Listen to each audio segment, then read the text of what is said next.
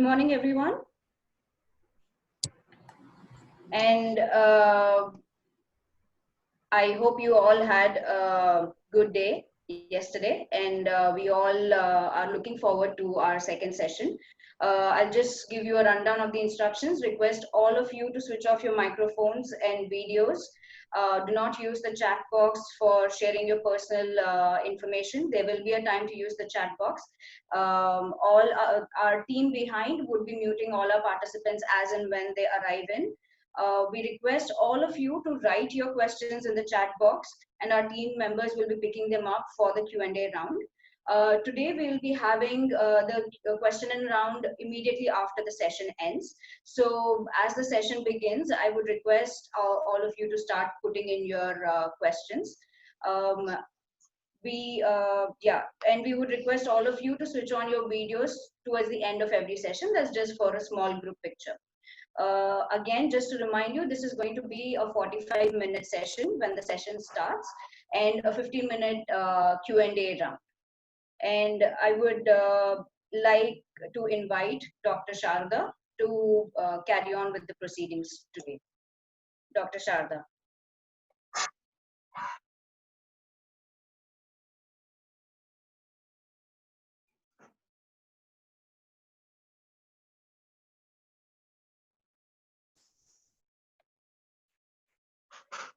Dr. Sharda?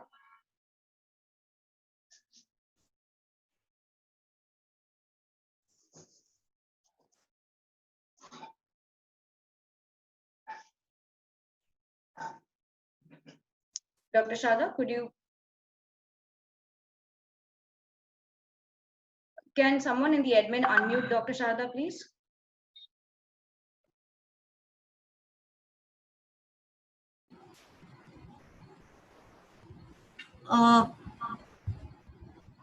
Yes, ma'am, we can hear you. Can you stop this screen sharing, please? Hello? Yes, ma'am.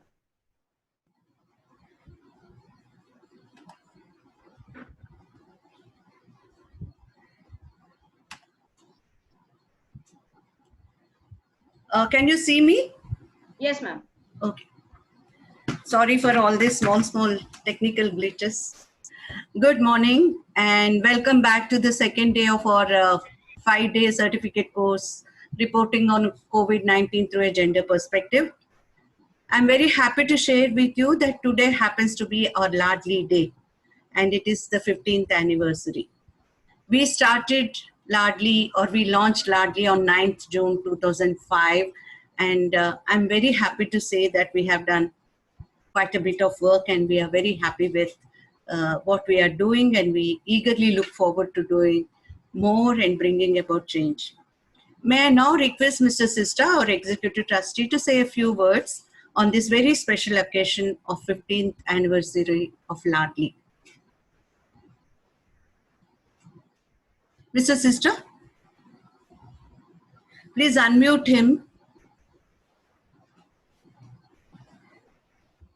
Can you hear me now? Yes, sir.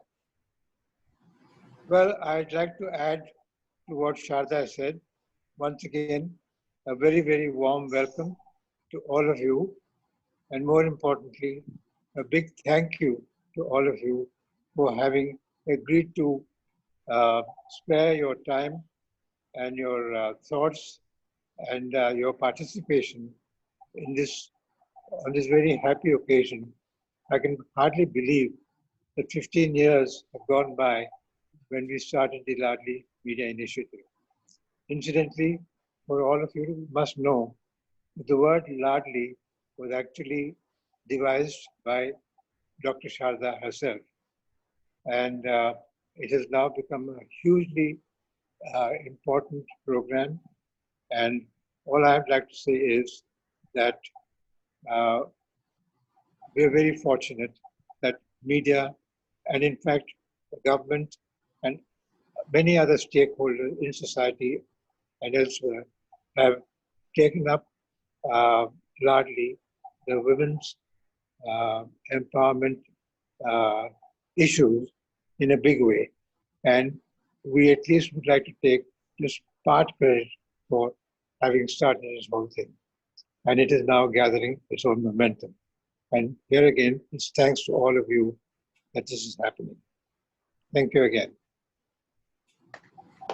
May I now request the admin to unmute all the audio so that we all can give a thunderous applause to Ladli and also to Mr. Sista.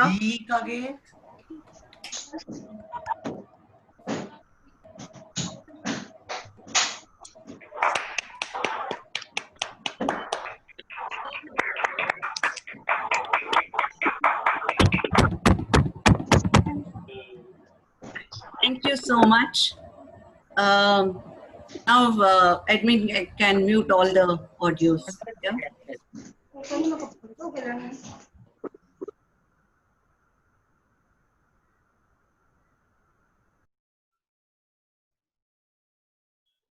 Ma'am, you have to unmute yourself.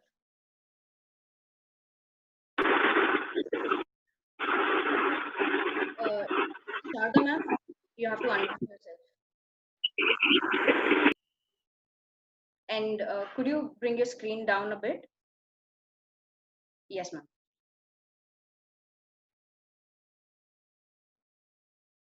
Ma'am, you still have to unmute. My Now you're audible. audio also, please. Now you're audible, ma'am. Okay. So to mark the 15th anniversary of Ladli and the release of this year's State of All Population Report on harmful social practices, we are announcing a blog writing contest for student journalists. I'm sure you all will be interested in it. I request Swati to share the details of the contest.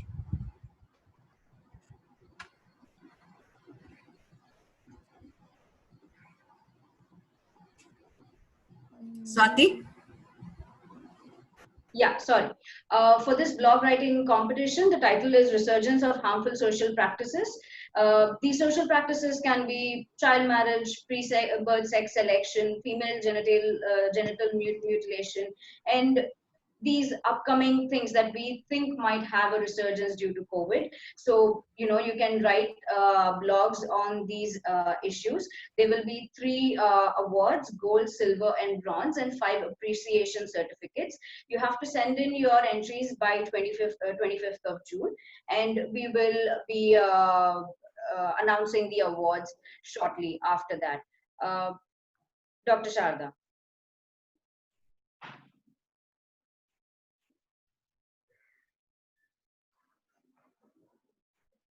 Dr. Sharda? Yeah. Yes, ma'am. The last date is 25th of June, and also you have to attach a scanned copy of your college identity card with the entry. Please remember that. And now we go to, I would like to share a little about today's session. So as we all know, when the health systems are under stress, services to women who require regular access to health services for managing pregnancies, childbirth, childcare, they often get compromised. We have with us Ms. Anisha Agarwal from IPAS addressing the two questions. One is, how is COVID impacting sexual and reproductive health of women? And second is, what is being done to address this issue? Similarly, disasters, crises, both man-made as well as, natural or otherwise, they have, impact our society in many ways. So often such instances or such incidents lead to resurgence of many harmful practices, be it child marriage, trafficking, dowry, taking children, girls out of school, etc. Mainly due to the resource constraints as well as the, all-pervading sense of insecurity. We are fortunate to have with us Manisha Gupte, who has been crusading for women's rights tirelessly for decades. I'm a great admirer of hers, and I'm eagerly looking forward to listen to both the speakers and also for an interesting Q&A session. Before we start the two-day sessions, I request Ms. Anuja Gulati, Consultant Program Management, UNFPA, to briefly summarize the major learnings from yesterday's keynote address by Mr. Kumar Ketkar and Ms. Jaya Velankar to provide an overall context for today's presentations and also for the benefit of new participants and our speakers. Over to Anuja. Thanks, Sharada. Good morning, friends. On behalf of UNFPA, I would once again like to welcome you all to day 2 of the program today. At the outset, I do hope that all of you and your loved ones are in good health at this time. Before I sum up the discussions from the session yesterday, I would like to wish Population First and all colleagues there a very, very happy Ladli Day. I remember being part of the launch of the campaign 15 years ago, and it's really overwhelming and lovely to see how the campaign has grown and is now an adolescent. Ladli is now an adolescent.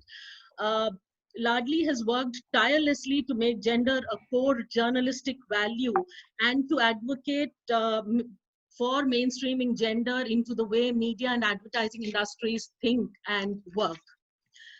Now, coming to the summing up of the sessions yesterday, we had two very inspiring talks by Dr. Kumar Ketkar and Ms. Jaya Velankar.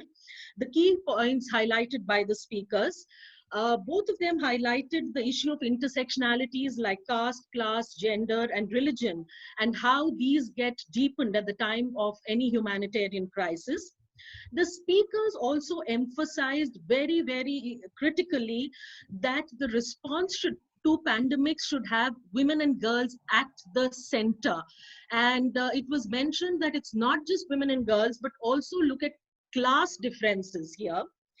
They talked of how gender norms and social conditioning have made life more laborious for women due to an increase in caregiving roles, because women continue to bear the burden of caregiving, whether it's for children, nursing for the sick and elderly.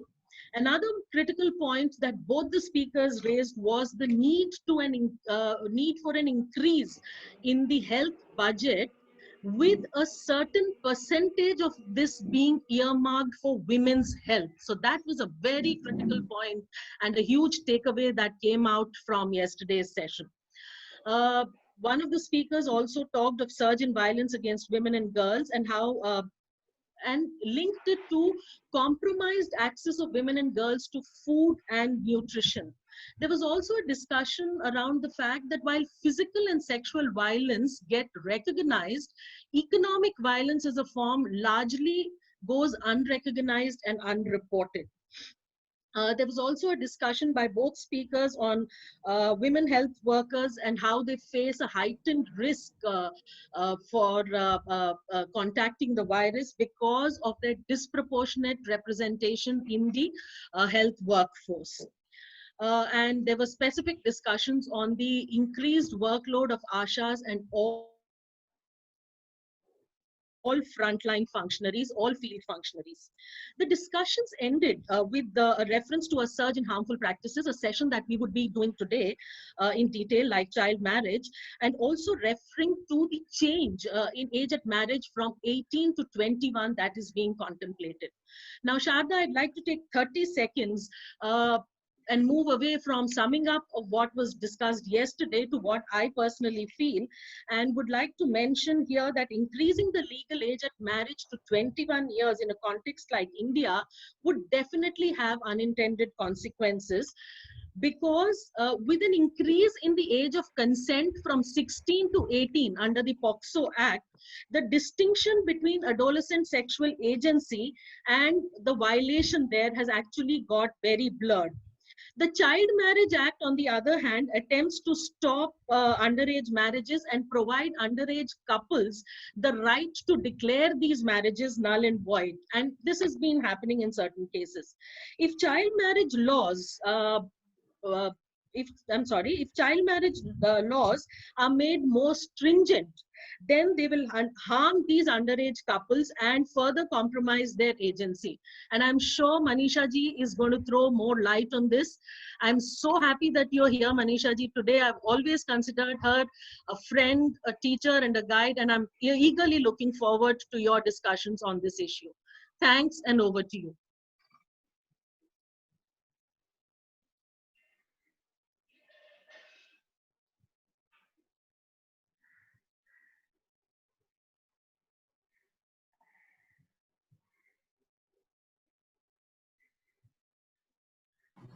May I now request Swati to introduce the speakers, please? Yes, ma'am. So today we have with us Ms. Anisha Agarwal, Senior Director, Strategy and Development, IPAS, conducting the first session, COVID and its impact on sexual and reproductive health of women. Ms. Agarwal holds a postgraduate diploma in human rights law from National Law School, Bangalore, and a master's degree in linguistics from JNU. In addition to leading the fundraising and external communication efforts as a strategy developer, Ms. Agarwal's focus has also been in documentation of programs and results, and lend support to the policy initiatives. She's keen on improving healthcare for young people and integrating reproductive rights with human rights. The second session today that we are going to have is by Dr. Manisha Gupte, who will be focusing on the resurgence of the harmful practices. Dr. Manisha Gupte is co-founder of Masoom, a rural women's rights organization founded way back in 1987. Dr. Gupte has a vast experience in the field of women's rights and health rights movement. She's an accomplished trainer and advisor to many progressive organizations at national, regional, and international level. She's a writer with many articles and peer-reviewed papers and books to her name in English and Marathi on various women's health issues and rights issues. And as a policymaker, she's also worked at national levels for the last 3 decades. I would now like to invite Ms. Anisha Agarwal to begin with the first session, that is COVID and its impact on sexual and reproductive health of women. Over to you, Anisha, ma'am. Thank you, Anisha, for accepting our invitation at such short notice. We greatly appreciate your support to Ladli. Thank you very much. Thank you everybody for, to start with, inviting me to this session, and also for this is a very exciting forum for me. I also want to congratulate Population First for Ladli Day, and being a mother of a daughter myself, I think it's the video that we started with was very touching and very rightly put in the end, that how many of us of our family members pray for a boy, but it's such a delight to have a daughter. And I'm sure the team thinks that, wow, 15 years, but still so much more to do, just so much more to do even in the current context. So with that, I will move to my presentation for today. Should I share the screen, or will somebody do that for me? Swati, can you just guide me on that, please? Yes, ma'am. We are doing it from here, ma'am. All right, thank you so much. So the session for today that I was invited for is COVID-19 and its impact on sexual and reproductive health of women. And I'm really glad that this has come up as a session, and surely because we are talking about reporting on COVID through a gender lens. But I have been recently in some other virtual meetings where a lot of issues are being talked about for COVID-19, and somehow SRH has been slipping from the agenda, from the priority agenda, and that is something that is a problem for us today. So just if we move to the next slide, I just want to start by again introducing my organization. So I come from IPAS Development Foundation. We are the largest Indian non-profit organization that works to prevent and manage unwanted pregnancies. So working across 12 states in India, we approximately improve the lives of 5 lakh women every year with abortion, safe abortions, and contraception services.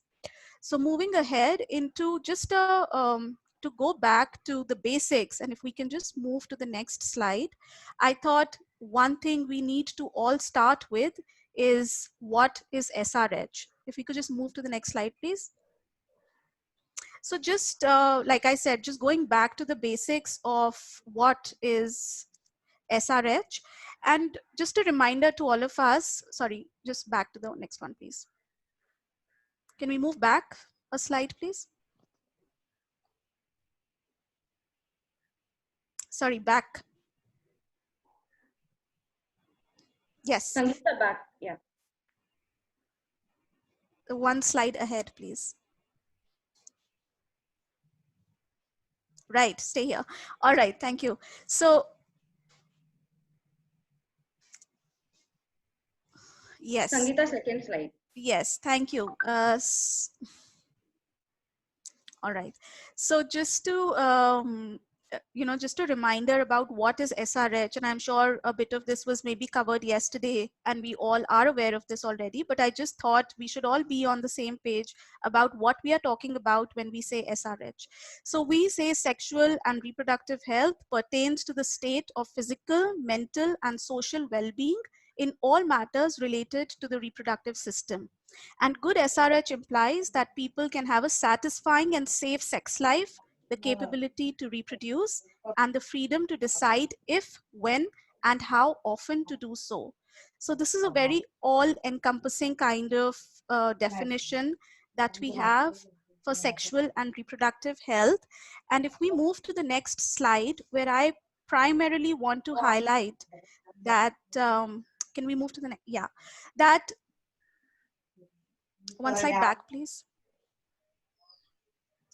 That initially sexual health was recognized in conjunction with reproductive health, but the concept of sexual health has evolved over a period of the last 2 decades, and it is now a very independent concept in itself, a thematic area that includes physical, psychological, social, and epidemiological aspects relating to sexuality.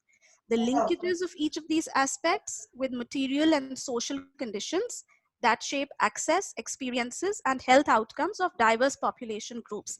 And as I will talk about this a little more later, we realize that when SRH is often referred to in the Indian context, most often it is reproductive health that one is talking about, and sexual health is overlooked many times, and so are the sexual health rights of individuals. So then we move on to the next slide just to talk about what are the the most common. And when I was sort of preparing for this session, SRH is a very it's a very vast topic, but I was trying to pick up some things that might be of relevance today in today's context.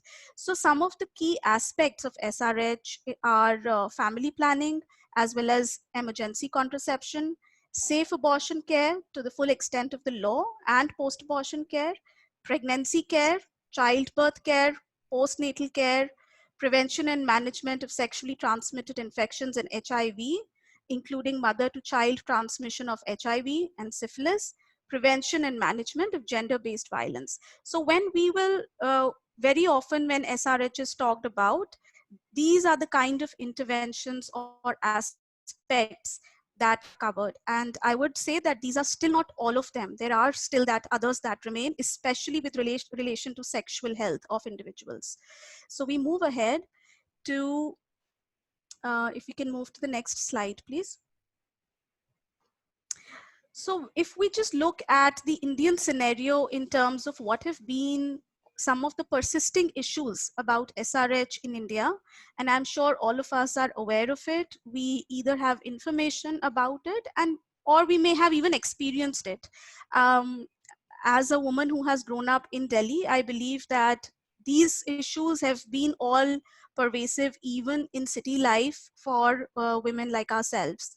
So the red box, if we see, is about the community-based issues that exist with regard to SRH, and the topmost of them is stigma. Can we move back, please? The topmost of that continues to be stigma.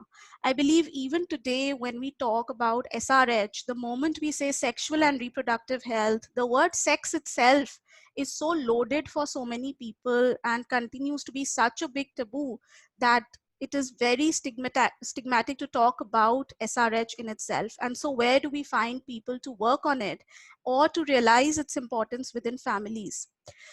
And within that comes the societal and familial hierarchies. What is the place of women and sexual and reproductive health of women? Are we giving the space to girls and women to even recognize their own sexuality, to recognize the kind of needs they have, whether it is health needs or just sexual needs? Are we giving hygiene? You know, it's one of the biggest issues we have today. So those kind of hierarchies that operate in societies and also within families. We do not give mobility, freedom of mobility to women. Girls are not allowed to go out on their own. So that brings a big question mark on the confidentiality of what they are talking about. Also, with regard to economic freedom, it's a big question. Women do not often have the money to go to to a health provider, to a doctor, and therefore she has to disclose her issues, her reproductive health issues, to somebody within the family or outside to get money and access services. Gender-based violence continues to be a big issue even today. We have, and these are not only in times of COVID, but these are general issues, SRH issues, or issues that impact SRH in India. Gender-based violence continues to be a major issue, and I think a lot would have already been talked about it yesterday, so I'm not going to go very deep into this. But early marriage, of course, we all know, and like Anuja was also just mentioning, it is still a debate about what is the right age, what are we, but it continues to be something that harms the girls and women of our country. Lack of access to information and products. Girls and women continue to be devoid of the right information. They do not have the authority, or they're not empowered enough to ask for the right information, or to, and sometimes we are made to feel guilty. We are made, as women, we are made to feel guilty if we want information on such issues, on SRH issues. So we are looked at in a very judgmental way if we want more information on sexuality, on reproductive health issues, and things like that. Products, by products I meant here even access to basic things like sanitary napkins. It's a problem. Contraceptives is a problem. And so these are basically at a community level. In the green box, when we see, these are some basic issues that continue to persist at a health system level. The health system is not prepared to deal with SRH issues especially for young women. Of course, the government has some policies, which I will talk about a little later. We have policies and programs, but is our health system truly prepared to meet the needs of women, of young women, especially for SRH? Provider attitudes continue to be an issue. As a young woman, as an unmarried woman, if we go to a clinic seeking, again, information or services related to SRH, judgmental attitudes are a big problem. They turn away women sometimes for being too young, and also at the same time, so that continues to be a big issue, why women do not want to go to a formal doctor anymore. So we see, and because I work for an organization that focuses on safe abortions, we see how, because of this, is one of the big reasons why women don't want to go to a doctor for abortion services, for example. They want to be undercover and do it as quietly as possible, probably taking an MA drug from a chemist. Lack of appropriately trained health personnel. We are supposed to have counselors, for example, in health facilities, but do we have enough of them? Are they properly trained to address issues? I have been to parts of the country, and this is very common, where, let's say, domestic abuse happens within the family. It's done by men within the family. And so if a girl goes to a hospital, to a public sector hospital, and discloses that, is that something that is going to be addressed by her? Maybe not. I think they are very often not adequately trained to answer such or handle such cases. And lack of informed choice. Very often in health services, women are not given the option to pick and choose, their option or their choice of, for example, contraception. This is very common in contraception. Women are very often not, can we go back please? Very often not given the incomplete information to make a choice. I mean, it's not even information. They're just not given a choice. So either it is done by the provider, by the doctors, it is a bias, and they provide whatever contraceptive methods they want to, or it is actually taken by the husband. So it is a lot of it.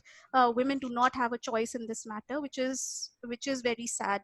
So these are some health system issues. In the blue box, I've put down some of our policy and strategy issues. And again, these are just some of them. This is not completely an exhaustive list of issues.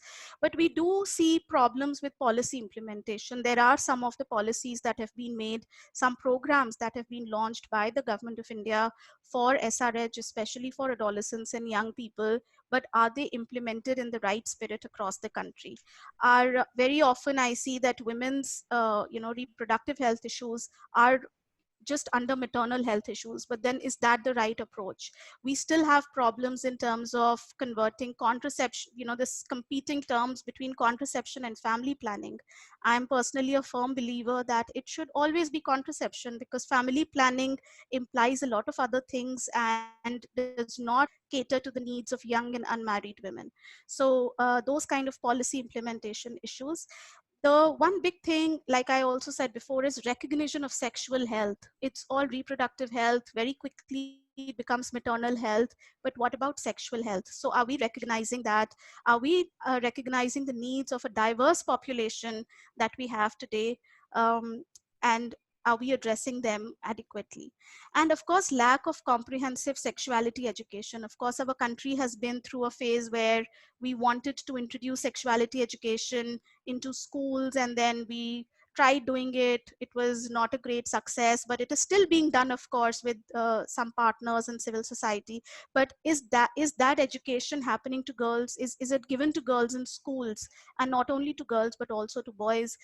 Are they adequately equipped with information right from a young age at school, so that they grow up to be more empowered and responsible individuals in that sense? So these are just some of just a quick snapshot sort of the persisting issues of SRH in India.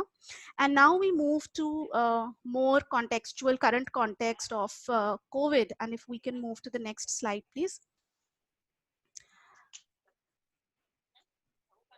So when we talk about the impact of COVID on SRH in India, and primarily from a women's perspective, of course, we know that women have been called the silent sufferers of the pandemic in India. It is not well recognized and it is not well documented of the deep impact COVID COVID has or is having on the women of this country and on the SRH of on their sexual and reproductive health.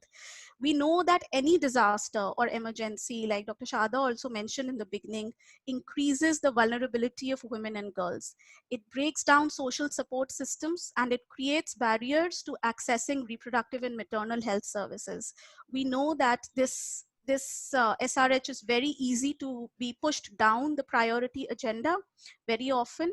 And in the community level, from the perspective of individuals, it breaks down social support systems. For example, if we talk about ASHAs, who are supposed to be, who are the go-to women or go-to support system for a lot of women in the rural communities, are no longer working, are no longer available for them in that way.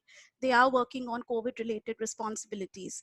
Even about each other, I think we are all, as women, we might be providing, we might be a source of support to each other in many ways, but very often, but it does break down in the time of a disaster like this. And of course, I will go into more detail about how it creates barriers to accessing health services. If we can move to the next slide, please. So again, this is just some of the top impact women and girls are suffering due to this unprecedented crisis that has come in the way of COVID-19. We have seen increased reports of gender-based violence and domestic abuse in societies, not only amongst migrant workers or in rural communities, but even in, and I think this is this does not depend on the caste and class. Even in urban communities, we are seeing increase in cases of domestic violence because of this, because of the COVID-19 impact. There is a big lack of services and products. We are not, women do not have access to SRH services in hospitals, and I will go into more detail of that later. And similarly, products are not available. Hygiene practices and products are not available. We have seen reports where young girls are not getting access to sanitary napkins, for example, because their school was the place where they were getting that. But now, because schools are closed, where do they get the supply for that? So that is a big problem in some areas. Apart from just the fact that these things are not considered important in households. So the focus today is not on maintaining hygiene practices for women and not on their basic health issues, but on many other things. There has been obviously a change in sexual dynamics. There is this big influx, as we know, of the migrant laborers going back to their states. We have anecdotes from states, from the rural communities that we are in touch with, that because of this whole because of, and it was a very typical situation, in fact, in one of the, not a typical situation, I would say, actually, that we were hearing this from some of the girls, young women, married women, that how their husbands, who used to stay away in the city for so many months at a stretch, are now at home for so many months together. There is an increase in frequency in sexual intercourse. They don't know what is the way to avoid an unwanted pregnancy, to prevent an unwanted pregnancy. They do not have the access to information and products, which they thought was not important initially, or at in regular times, because this was not happening to them at a regular at regular, not happening to them regularly.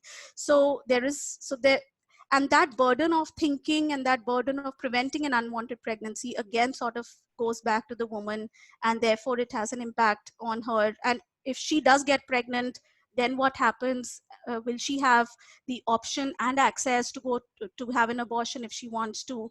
Or if not, then what happens? So that, the whole change in sexual dynamics is also impacting SRH for women.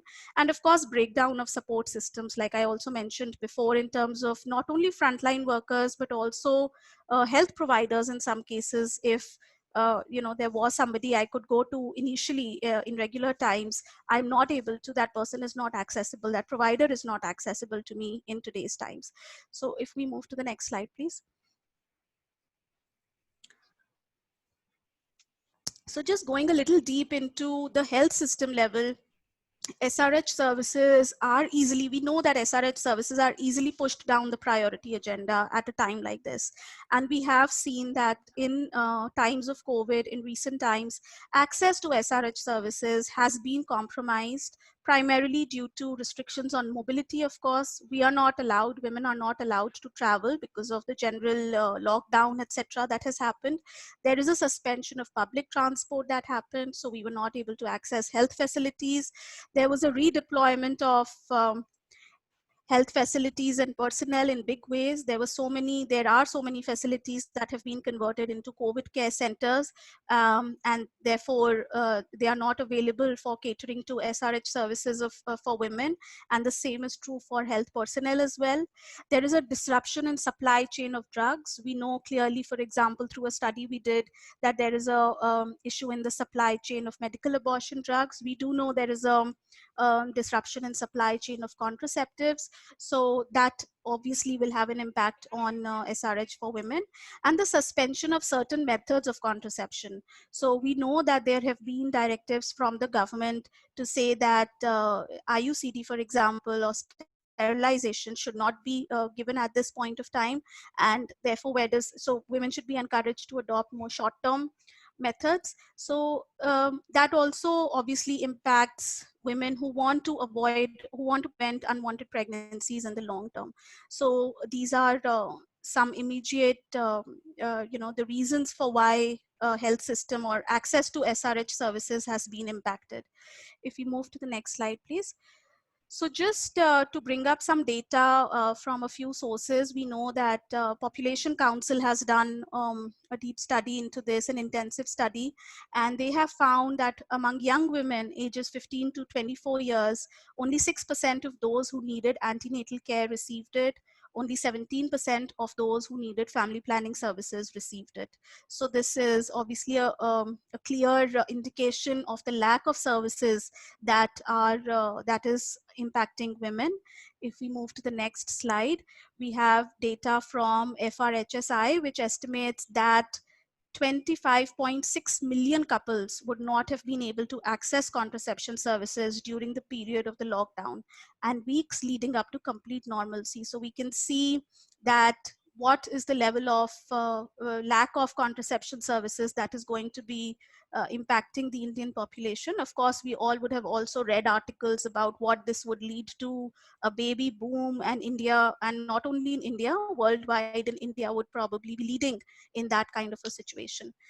If we go to the next slide, I have some data from a study that IDF, that my organization recently completed, and we estimate that in 3 months since the lockdown began, access to 1.85 million abortions would be compromised. And we took this, we based this estimate on all points of care, on public health hospitals, on private hospitals, and on chemist outlets. And we say that close to 2 million abortions would be compromised in the 3-month period. And then if we just go to the next slide. So I'm just coming to the end of my presentation here. So we know all this obviously indicates, and something this I think we all know, that impact of COVID-19 on women's SRH can be grave, it can be long-term, and in some cases irreversible. So there is something that we need to do about it. Obviously, there is continued advocacy that is needed to make sure that SRH stays on the agenda of policymakers, of program implementers, and of the community in itself. There is more awareness generation in that matter, so to make sure that this is not something that slips under the radar. And if we move to the next slide. So what kind of reporting is needed? I was, again, these are just some of the top kind of points that came to my mind. And one was that the one thing I felt was that the reporting needs to be more and more localized. There is a lot of macro level data that is presented, articles that present the big picture, but I believe there is lack of reporting of localized issues. Because India being a diverse country, everyone has their own issues. Every state is in its own status of lockdown, unlock, or whatever they are doing. So there needs to be localized reporting. It needs to be issue based. Of course, SRH is a very vast topic, but how do we pick out within SRH what are the kind of issues that we want addressed? What are the gaps that women and girls are facing, and how can we address them? Sensitive yet sensational. I say sensational because unfortunately, sensational reporting catches the eye of policymakers, it catches the eye of officials at local levels, but we have to remember that it has to be sensitive, very sensitive as well. And it needs to be directed to next steps and solutions. I believe the phase we are in at this point of time with regard to COVID and with regard to whatever efforts our country is doing, we do need to report on gaps, but at the same time, we need to keep a focus on what do women want and what can be the solutions for it. So I think it also makes the reporting positive in that sense, something that officials want to take up. And it's not just a critique of what is not being done, but what can you do for women and girls in your community. And then just some sources of information. If we move to the next slide, of course, these are, I don't think I need to say these, because sources of data and information, there is a lot of research that has already been done. There are organizations like IDF, like my organization. We are doing pockets of, big and small research. So these are all available on the internet. Civil society members are available to talk to journalists or students of journalism like yourselves to understand these better. Social experts, health experts. We have a whole cadre of very sensitive providers, health providers, who can throw more light on what are the kind of queries women are coming with to them at this point, and how can we support it. Even government websites have data also a lot about movement of people and what are the issues that these are bringing up. And social media. Why I say social media, while social media is often criticized for giving up mostly wrong information or whatever. I say that because again, a lot of organizations and individuals are putting out their stories on social media, are putting out their findings on social media. So if we track these can be good sources of or good leads for us to go deeper into issues of SRH and report on them. So with that, I end my presentation.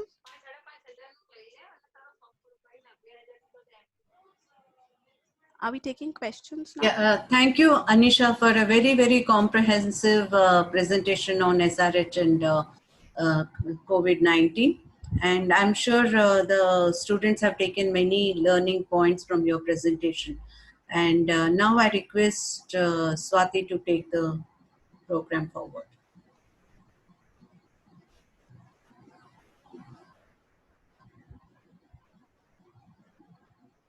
Swati, please unmute yourself. Thank you, Dr. Sharda, and thank you, Ms. Agarwal, for such an enlightening session. Now we will be moving into the Q&A round. I just want to remind everyone, if you have not written your questions already, please use the chat box to write in your questions. And we would also be requesting you to switch on your videos towards the end of the Q&A round. That's just for a small group picture. Shiny, you can take it ahead from here now. Thank you, Swati. Am I audible? Yes, you are. Thank you, Swati, so much. And thank you so much, Anisha ji, for sharing your insights on how COVID impacts the sexual and reproductive health of women and how it is all interlinked with the overall health and well-being of the community. So our participants have come up with a few questions, and we'll be taking only a few of them from the chat box due to the time constraint. So the first question is, do you think that gynecologists in India are sensitive enough when we consider SRH issues of unmarried women and girls? Anisha ji. Yeah, so it's a good question, and I would actually start the response by giving a personal experience that I had when I was unmarried, and I went to a gynecologist for, an issue, for an SRH issue. And the first question she asked me was, "Are you sexually active?" To which I said yes. And her expression and her attitude towards me completely changed at that point of time. She did not look at me again and she just looked into her notepad and was just taking. So every time she spoke to me after that, she was looking down, writing whatever she had to, and it was as if I was not even worthy enough of being looked at. However, I would also add that it is not it may not be right to say that this is what all gynecologists do. I believe this is a very common experience for unmarried girls and women across the country, but I would say they are not sensitive in that sense, because sexual activity, premarital sex continues to be a big taboo in our society even today. So anything that relates to that, shows you in that light, it puts you in a certain character box. So while I would say no, they are not, but at the same time, I would also like to put a disclaimer here that it's not for all gynecologists. There are some sensitive ones as well. Right. Good to know that there are some who are sensitive enough. Okay, so moving on to the next question. What are the main hindrances in policy implementation when it comes to sexual and reproductive health? And I think you can focus more on in terms of COVID-19 now. So one of the things, and I can speak within COVID also with regard to abortion and contraception, because that is an area where we directly work. So I think one of the biggest challenges is that given the vastness of our country, any directive or any policy that is made at a national level, it has a long route to travel right down by the time it benefits the woman. So from the national level, it goes to the state. Health is a state subject. There are many states that change policies or directives that come from the national level in many cases. So by the time it goes down into the field and actually benefits who it should, I believe there is a long chain to be followed.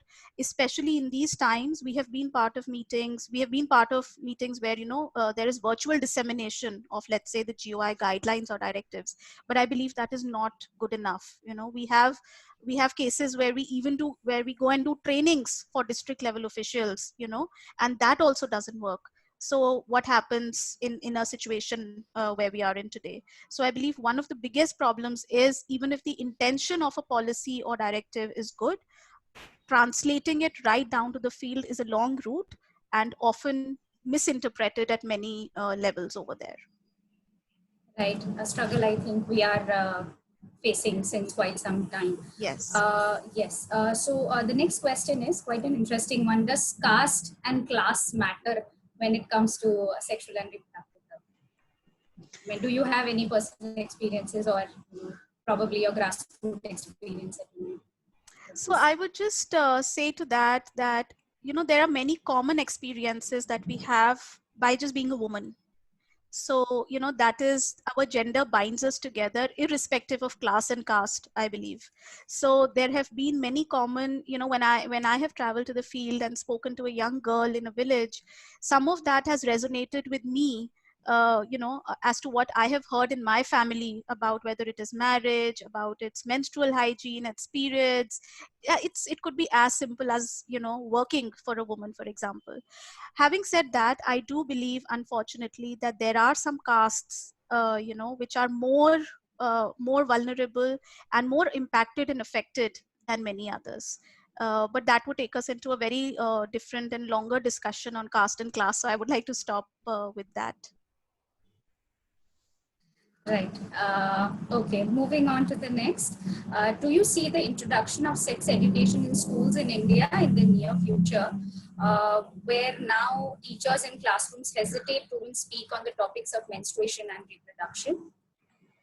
So I believe, again, and this is based on some of our experience in some states where we are running programs for young women, that in some ways attitudes of teachers are changing. We are running programs where we are, and I'm sure there are other partners who are doing really good job of running programs in schools, and we do see a lot of resonance from teachers and school principals, for that matter. However, can it be practically implemented as part of education in our schools? I believe it's a long way to go. It's not just stigma, it's a lot of attitudinal and behavioral issues that one will need to address. It will need very intensive sensitization of teachers, I believe, and of how to conduct such trainings. And I guess this is not my area of expertise per se, but I do know that it's a long way to go. It's not going to be easy. Right. And the last question for this session would be, what is your take on extending the right to abortion for women and girls who are sexually harassed or abused, considering now that the court grants only 20 weeks of right to abortion? What is your take on that? So, of course, so we do know that the amendments to the current MTP Act, to the current abortion law, are underway. And there is one of the provisions that has been proposed for amendments there, which the government has approved actually, is to extend it from 20 weeks to 24 weeks in cases of, survivors of rape. So I think we would want it to be, ideally speaking, from where I sit, I would want it to be unlimited. But that comes to abortion being a right to start with, which it is not in this country, and we don't expect it to become one very soon. But yes, it should be extended for sure. Right. Thank you so much, Anisha ji, for your time and for responding to our participants' queries. I hope the participants have received the required responses, and sincere apologies that we couldn't take up all the questions due to time constraint. So with this, we come to an end to our first session. Thank you so much for your participation. We will be playing a small video before beginning the next session. Our second session will begin soon, so request you to stay back for the session by Ms. Manisha Gupte on impoverishment and resurgence of harmful practices. Thank you so much.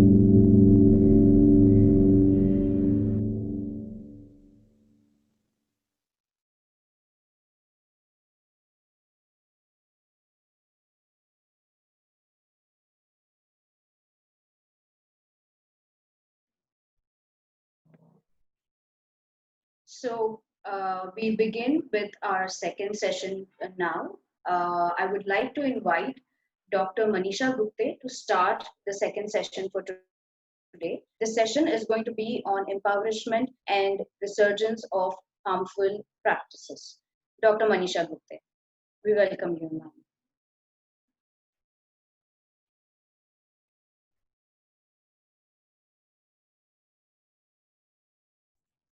Dr. Gupte? Yeah, can you hear me? Can you see me? Just a second. Yes, ma'am. Yes, ma'am. We can hear you. And can you see me? Yes, ma'am. Okay.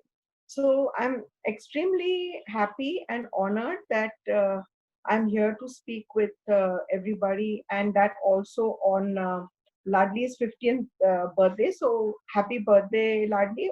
Most of you I know and I respect, and I think it's a great endeavor. And so thank you so much for sticking to this campaign for so long, and for me to have this special honor to speak to you on your birthday. So thank you very much. So I'm going to, I know that I'm addressing journalists, and so I'm just going to make an opening speaking to the journalists before I go to the topic. And I'm also speaking tomorrow, so I'm very sorry you're going to see too much of me over the next 2 days. And therefore, today, what I speak today and what I speak tomorrow will actually be some kind of continuum. Though I've tried to make very discrete categories of both, but obviously some of them would overlap. So the first thing that I want to say is that COVID-19 has only shown us what already existed in society. COVID-19, we've had pandemics earlier, we've had illnesses earlier. And if you see many illnesses in the beginning, there has been the same kind of panic, whether it was syphilis in the mid 20th century, whether it was HIV in the latter part of the 20th century. It has always created this kind of a panic. Of course, now what has happened is that this has become a more severe situation because it has affected the whole world. And it has affected economies, it has affected travel, it has affected human relationship, and it's not endemic to a particular area, but it's there all over the world. And so therefore this has impacted us internationally, from the international and global level to very personal and intimate levels, and that's what makes this pandemic different from what we have seen before. Most of us have not. I'm 63. I've seen, experienced the wars that took place post independence. I've seen from a distance, but I've seen many tragedies. But this is something that is unprecedented. And therefore, people keep saying, how will we go back to the normal situation? So let me be the bearer of bad news. We are never going to go back to normal. The pandemic itself is going to stay for a couple of years. We have to learn to live with it. Many of us will be COVID positive at some point. And therefore, we are never going to go back because millions and millions of people have lost their jobs. Industries have shut down. And all these things have an impact on the resurgence of harmful practices, as I'm going to come down here. So my basic question here, what I'm going to start today and end with tomorrow, is that do we even want to return to the normal? What is normal? Normal comes from norm, right? So norm is what is societal norm. And if we believe in societal norms, then we are normal. So everybody who is on this webinar is not normal, because we are here to do some social transformation. And anyone who challenges status quo, anyone who wants to change the norms is not normal. And so therefore the fact that we are not normal should be worn as a medal rather than something that is shameful. Was the post-COVID world devoid of harmful practices or of gender-based violence, which I'm going to deal with in depth tomorrow. Now, this is the second plea I want to make to all my journalist friends. Don't be afraid when you report. The earlier speaker has, already said be sensitive. Use a sensational in the term that tag it to what exists now, but don't sensationalize. When you sensationalize, what happens is that you actually I don't like to use militarist language like win the battle and lose the war, because I'm completely against war.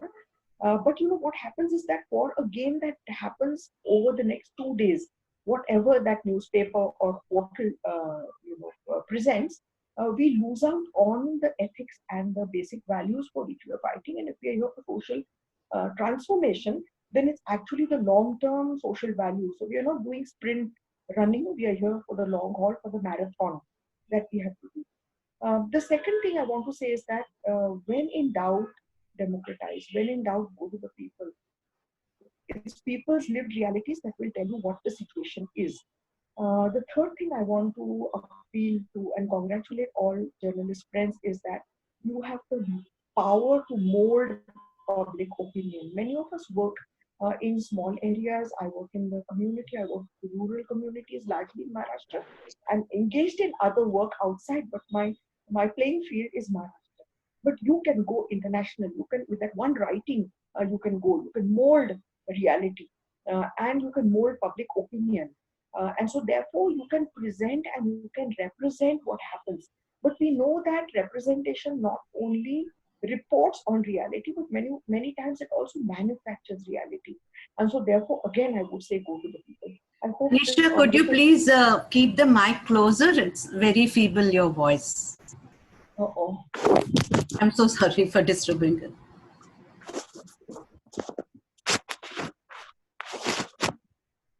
Okay, I tried to do something, and Sorry for that. Just a minute. Okay, I tried to shift the mic, and my phone got dislocated. Just hold on, please bear with me. I'm called co-host, so I'm also getting messages to admit people in the waiting from the waiting room. That's okay, ma'am. I will take care of it from here. Okay. So we'll take care of it from here. Yeah, just hold on. Just ignore those messages. Yeah. Oh, okay. Is this better? Is the mic better now? Maybe you should hold it closer. Yeah. Is this better now? Slightly. Yeah. Yes, ma'am. Okay. So I think this is as good as it gets, because just a minute. Okay, please hold on. No, this is as good as it's going to get. I'm sorry. Sorry. I'm really sorry. But I'll try to. I think you should hold the mic of the mobile closer to your mouth. That would help. Anyway, please continue. I don't want to disturb your flow. Okay, I'm still getting the admit messages. Yeah, ma'am. Why don't you?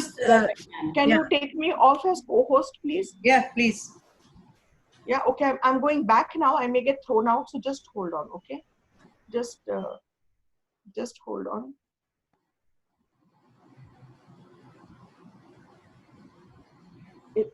Okay. Is this better?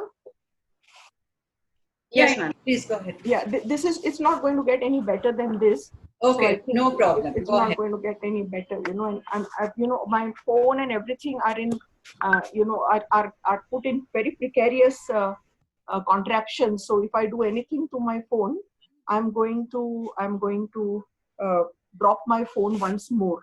Okay, so I'm sorry. We'll just have to see. Yeah. Please go ahead. Please go ahead. This is what is happening when I'm trying to. Sorry. I'm sorry. No, it's okay, but it's just that.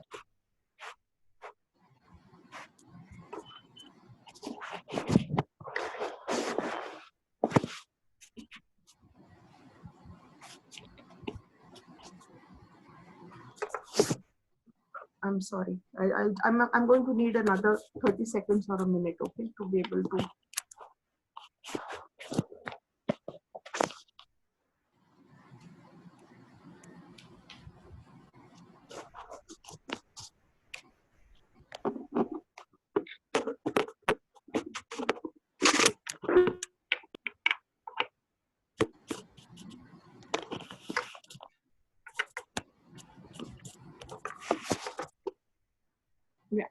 I think we'll just leave it as it is at this Yeah, point. yeah. Please go ahead. Okay. So where were we? Yeah, I was going to say that, representation also can create reality. And so therefore we have to be very careful in the way that we present what happens. Also to be inclusive of all people. So when we say people, we remember that it's men, women, intersex people, as well as trans people. And also to be intersectional. There was a question asked on caste. And gender itself is an intersectional category, isn't it? I mean, what is gender? Gender is something that society writes upon physical body. It is a biological body, but it's the societal construction of which caste you believe in, you are born into, or which you practice, which religion you practice, which culture you belong to. So that is gender. So unless we have I'm keeping on getting messages to admit, so I have to keep touching the screen. So sorry if you just see my finger. I'm not poking at you. I'm just poking at the admit notifications that are coming on my screen, and they kind of block my face, so I have to get rid of them. So therefore, please be intersectional. I hope this opening that I didn't sound patronizing or didn't sound condescending. I'm just talking to you with full respect, because you have the power that people like me don't have. Now I want to focus on two major issues that I was requested to, but then of course I will also go into the structural aspects of those issues. So first, let's go to early and child marriage, early child, hasty, forced, all the categories of marriages that we are opposed to, that we are upset. So first thing, again, in terms of reporting, we never can justify any of these marriages, but also not to demonize the people who get married early, and for reasons that I will come to earlier, who get married hastily, or even sometimes have child marriage. And especially, Anuja ji was requested me to talk about this increased age at marriage, which I will come to eventually. So don't demonize, because there are marriages and marriages. It's not like one kind of marriage that we see. And so therefore, and also this is not an apologist argument like gender-based violence, which I'm going to come to tomorrow, because the parents who get their children married early are not monsters, are not, of course, parents, there are many parents are monsters, but all the parents who get their children married early are not necessarily monsters, or get married before the legal age at marriage. So child marriage is a legal category. Early can be, I can be 40, and it could be an early marriage if I didn't want to get married. Okay, so I'm separating the categories of early as what exists in the person who wants to get married, and child marriage is not in my it's the state decides whether my marriage was a child marriage or not, and it will keep changing according to the laws of the state. So therefore, parents also bear the consequences when they get their children married early. For example, the domestic violence in their children's lives, the early pregnancies that happen in their children's lives, when the daughter returns with her children after domestic violence, looking after grandchildren, when they should really be saying, okay, I'm retired, I'll play with my grandchildren, but this is not my responsibility to look after my grandchildren. And this also has a gendered consequence. Having said that, I would say that still early and post-marriage, of course, is a crime. Hasty marriage sometimes happen. I work in rural areas and I see why hasty marriages take place, and we're really upset. It's reached a point to where we don't know somebody gets married because they come and they say, we are just coming to see the girl, and in 24 hours they leave with the girl in a jeep, and of course the dowry or whatever it's called leaves in another vehicle. And we don't even know that this marriage has taken place. We sometimes know post facto, in spite of the fact that 90% of Masoom, that is my organization, Mahila Sarbangi Utkarsh Mandal, all our staff are local. They are people from many of those villages, and yet sometimes we don't get to know. So you can imagine and you can see what the changing pattern of marriages is taking place. So therefore, all these marriages happen, but if you see Article 1 of the CEDAW, that's the Convention on the Elimination of All Forms of Discrimination Against Women, passed in 1979 by the UN General Assembly. Actually, when India was chairing the session that year, we know that the definition of discrimination, Article 1, please look up Article 1. The intention doesn't matter. In violence, the intention matters. The intention is to maintain status quo, and I'll come to that tomorrow again. But discrimination, your intention doesn't matter. What matters is the consequence. Did the consequence result in disadvantage, in any kind of discrimination?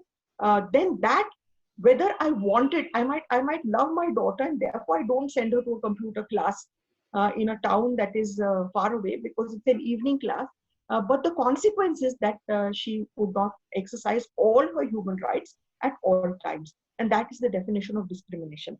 And so therefore, discrimination gets perpetuated from generation to generation.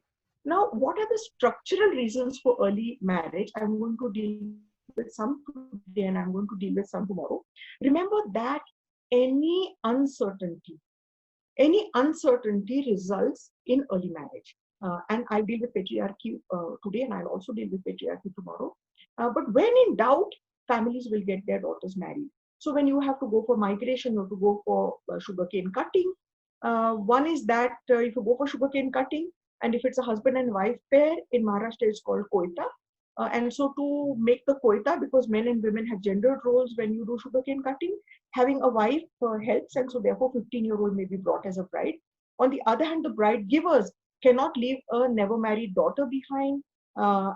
When they go, neither can they take the never married daughter with her. So therefore, the simplest thing is to get married earlier. Many women who undergo domestic violence, natal families will say, okay, child, come back. That's because they need labor at that time. Or husband's family might say, come back, and they say, we are very sorry about the domestic violence. They might take the girl back. That's only because the husband and wife are required to make this quota during migration.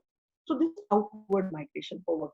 Inward migration, we know that, again, the uncertainty of living in a neighborhood that you don't know what happens there. And here comes patriarchy, because we can't forget that patriarchy actually is about the passage of property in an unbroken line of males from the great-grandfather to the grandfather to the father's son, grandson, great-grandson. The women just come to fill in the blanks with their wombs, but really it doesn't matter who the woman was. First wife, second wife, doesn't matter. It's the son that matters. And so therefore, whose seed is it that is being transferred into the next generation? And therefore, we have to be virgins at the time of marriage, because there should be no question of whose seed that was.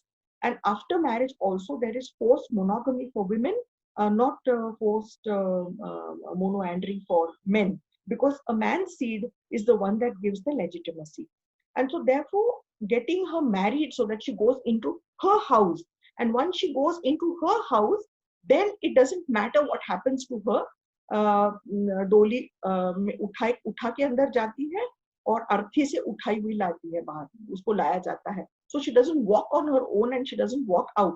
Maharashtra, which you might consider a little bit more progressive, यहाँ पे कहते हैं उभयानी जायचं, अडव्यानी यायचं. You go vertically, but you come out horizontally from the husband's house. So this is how patriarchy ensures that you stay in the husband's house, and that happens by not giving inheritance in the house in which she is born. And that is about patriarchy. So unless we understand patriarchy, we cannot understand the reasons why parents select and choose to get their children married early in times of distress. And COVID-19 has created unprecedented amounts of distress. And so therefore, this is the time, post-riot, post-conflict, post-war, during occupation, post-tsunami, post-earthquake, every place we have seen that the solution that people have sought is to get their daughters married early. Now imagine in migration during COVID that has happened, a city-raised girl, okay, a city-raised boy, a girl from the villages, a farmer boy. Now these days, farmer boys didn't get girls in the community in which I work. But now with the loss of jobs in the cities, we are hearing that a farmer boy's marriageability, his eligibility for marriage is increasing in our community. Now imagine city level girl going there. ये तो आईने में देखती रहती है, इसको तो नखरे जो बहुत हैं, पता नहीं किसके साथ फोन पे बात करती रहती है, पता नहीं शहर की है पली हुई. So the way to deal with that is to get her married back home. So the farmer household into which this migration is going, imagine what is happening to the families there with all these people coming into the household, and the people from the city going back, never knowing when they are going to return to the city. in that uncertainty, this is the time that early and child marriage, sometimes even hasty and forced marriages are going to take place.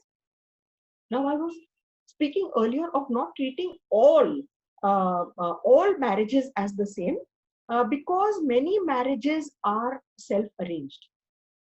We all know the raging hormones that we had when we were adolescents. This is the nature's way of perpetuating the species, and that's how it happens. And so, therefore, in countries abroad or in the cities, you can date. So there is a possibility of going out with somebody without being betrothed to that person or without being married to that person. But in the villages, that is not, dating is not allowed. At the most now, because of phones, you can speak to your betrothed before you get married. So this is about arranged marriages. And then there are so many self-arranged marriages. Now we know many young couples who don't want to get married. All they wanted was a little bit of romance. All they wanted was to chat with each other, to feel good about themselves. Many times, first love is narcissistic. You're actually loving yourself rather than the person that you're falling in love with. And just because you speak to somebody 3 or 4 times, somebody's auntie sees somebody speaking to somebody behind the well, and the only thing that couple can do now with fear is to abscond. And once they abscond, the only legitimate way of living together is getting married. So they get married without papers. They get married in some temple somewhere. That marriage is not even valid many times. And then parents use the legal age at marriage at this time, because the girl has not run away with her birth certificate. So even if she's 19, they claim she's 17. Now imagine if this becomes 21. I'm talking of the technical terms of marriage. I'll come to Arsh in a minute. What happens if you say 21 for, fortunately, it's both, it's similar for both now, because it was discriminatory, 18 for girls and 21 for boys earlier. Because 21 for boys, he should at least have some earning capacity. 18, just my womb has to be ready to be able to bear a child. So it was extremely gendered. But why make it 21? Why not keep it 18? Many countries have brought it down to 17 or even 16. How can we have the discrepancy of being able to vote a government out of power? We reduce the age at voting, which is a political decision to change the government of my country. But I'm not capable of taking care of my own sexuality, of my own marriage, and the decisions regarding that until I'm 21. So many marriages now will go underground. Many women won't be able to access antenatal and postnatal care. When they go for an abortion, the doctor will have to report when it happens. Remember, until now, childbirth, there was no mandatory reporting, because childbirth is a sacred duty within patriarchy. But abortion, whenever abortion, is she below 18 or is she above 18? Now, my second aspect is what does Arsh mean? What does adolescent reproductive and sexual health mean when people are not even allowed to get married at until 21? Age at consent is 18, so at least we can now say that adolescents have the right to sexuality between 18 and 21. But we know that it's not for these feminist reasons or child-friendly reasons that the state has brought this act, and therefore we think that as a feminist, I feel that probably we have to be much more careful about increasing the age at marriage. It's only going to create trouble for self-arranged marriages. Marriages are not going to be registered. The moment the marriage is not registered, especially if it's not under the Special Marriage Act, then bigamy can happen. And let me tell you who works in the community.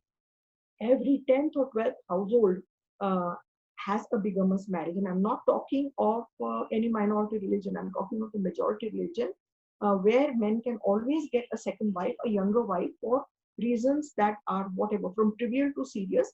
Whatever it is, if bigamy is illegal, then they must honorably have a divorce, and then they can get married to somebody else. Now I come to the second topic that I was requested to deal with, which is sex determination. I would like to change the terminology a little bit here, rather than just say sex determination. And please remember that since 1984, I have been part of the campaign against sex determination tests in this country. I was on the Maharashtra Expert Committee that brought the act in 1988. I was part of the national committee that brought the PNDT Act in the country. And also Masoom Sehat and Dr. Sabu George, we filed a petition in 2000 to ask why prenatal tests were not included in the act, why the woman had punishment And so we had asked these 3 or 4 prayers to the Supreme Court. And so therefore the PNDT Act actually became the PNDT Act because of this particular petition. So I am very much part of that particular campaign, having seen what has happened over the past 30 or 40 years, and we all learn to live and we should learn. We have found that over the years, this campaign has become tremendously anti-abortion.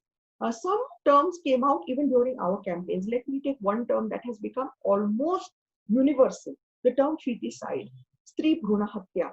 As journalist friends, I want to request you, please do not use these terms, Stri Bhruna Hatya. आप कहेंगे कि स्त्री भ्रूण हत्या गलत है, तो फिर पुरुष भ्रूण हत्या, what have we got against men? What have we got against male fetuses? So therefore, if Stri Bhruna Hatya is not allowed and Purush Bhruna Hatya is not allowed, then who are you going to have an abortion? Only intersex people? So are we not going to stand up for the rights of intersex people? And so therefore, any term, when we say Hatya, Bhrina Hatya will remove the Stri, Bhrina Hatya becomes abortion. And so therefore, let's not use terms for, let's use not terms like feticide, suicide, homicide, feticide. So side means killing. And the moment we use this and we use imagery, friends, remember, I've written articles, and sometimes if you don't pay attention to the illustration that comes, the illustration comes that is extremely violent. There's a noose around somebody, the fetus's neck. The fetus is saying, oh, mother, please don't let me die. So the fetus has agency, and the woman who didn't have any agency until now, suddenly now has the agency to protect this fetus, which is a very cherubic, little baby with, braids, etc. So please be very careful. You might write one thing and the illustration might be completely different. Just let me tell you something, that every time you write about something that's violent, something that is, the face always resembles a Muslim man. And you have to be extremely careful about, what the illustration is, because artists sometimes don't work in tandem with those who write. So remember that your visual representation sometimes stays with people much longer than your verbal writing. So therefore, I would say that please avoid anti-abortion messages, both visual, etc.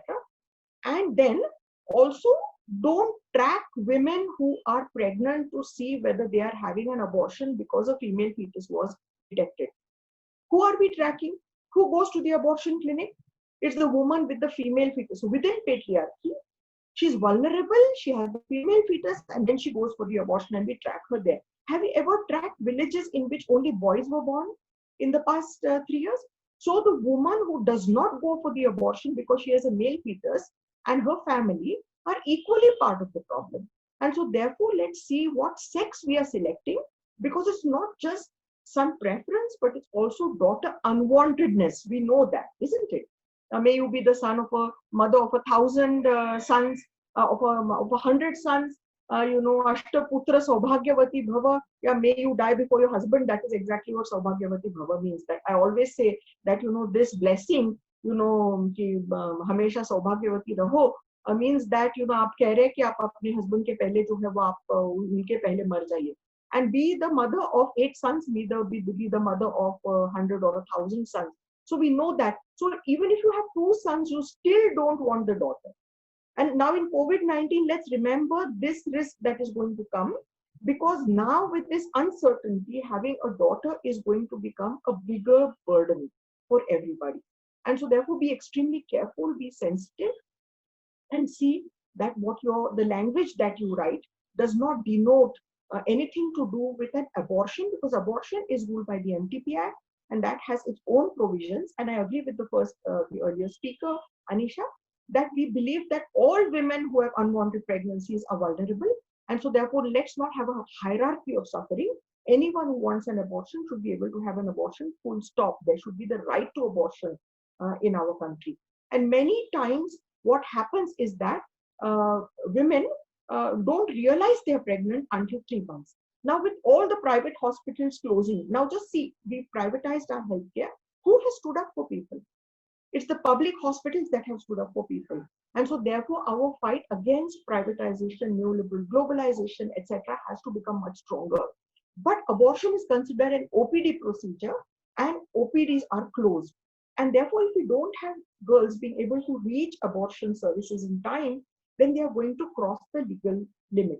So therefore, in this amendment to the MTP Act, the question that was asked, when we say that, somebody who was raped or abortion before marriage, why should we consider that any pregnancy before or after marriage? And why marriage? Because it is a singlehood, right? Before and after means that marriage is inevitability in our lives. It's an extremely heteronormative and patriarchal construction of who we are. And so therefore, anyone who has a pregnancy outside marriage, why should we consider it to be a vulnerable pregnancy? All this is socially constructed. These pregnancies, the lack of support, economic support, social support, etc., are all socially constructed. And so therefore, we should see that we remove those social constraints, and then all the unwanted pregnancies, you don't have to prove whether it was wanted at the time of conception, but anytime that you don't want the pregnancy, you should have access to.